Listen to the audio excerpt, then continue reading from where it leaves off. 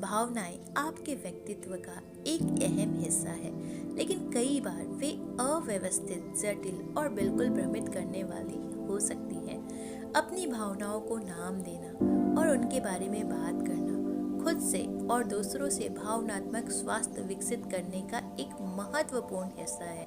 लोग आमतौर पर खुश, शांत और अच्छा महसूस करना पसंद करते हैं। आप इन भावनाओं को मुस्कुराकर, हंसकर या खुद को खुश करके व्यक्त कर सकते हैं। आपको आनंद तब महसूस हो सकता है जब आप उन लोगों के करीब और जुड़ाव महसूस करते हैं जिनकी आप परवाह करते हैं। आप सुरक्षित एवं संरक्षित महसूस करते हैं।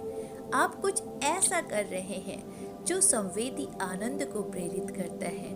आप किसी यदि आनंद और उससे संबंधित भावनाएं आपकी पहुंच से बाहर लगती है, तो ये देखने का प्रयास करें कि अन्य भावनाएं या संवेदनाएं किस प्रकार आपके मार्ग में बाधा बन रही है। जैसे वर्तमान में जो हो रहा है उस पर ध्यान केंद्रित करने में परेशानी, चिंता, तनाव, उदास या चिंतित मनोदशा।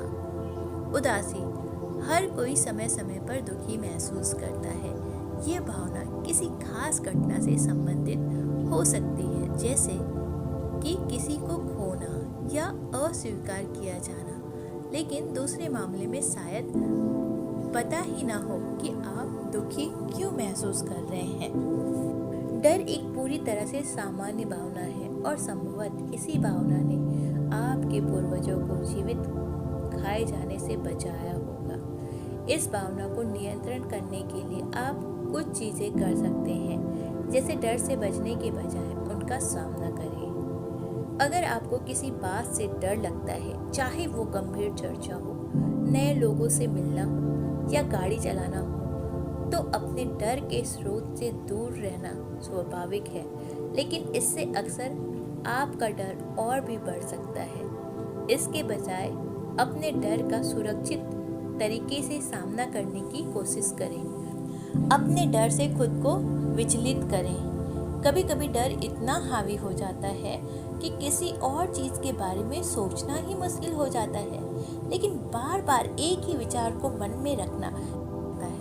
ये डर को और भी बदतर बना सकता है। अगर आपको लगता है कि आप किसी चिंता या तनाव के स्रोत पर ध्यान केंद्रित कर रहे हैं, तो कुछ ऐसा ही करने की कोशिश करें जिससे आपका ध्यान भटक जाए। कोई ऑडियो बुक या कोई म्यूजिक सुने, कोई नई रेसिपी बनाए, ऊर्जा देने वाले संगीत के साथ टहलने या जॉगिंग करनी चाहिए। डर पर तार्किक रूप से विचार करें। अपने डर के बारे में सोचने के लिए कुछ समय निकालें। क्या आप इसके बारे में कुछ कर सकते हैं? क्या ये वास्तव में आपको नुकसान पहुंचा सकता है? अगर आपका डर सच हो जाए तो सबसे बुरी चीज़ क्या हो सकती है? ऐसी स्थिति में आप क्या करोगे? ये जानना कि आप अपने डर से कैसे निपटेंगे आपको कम डर महसूस करने में मदद कर सकता है।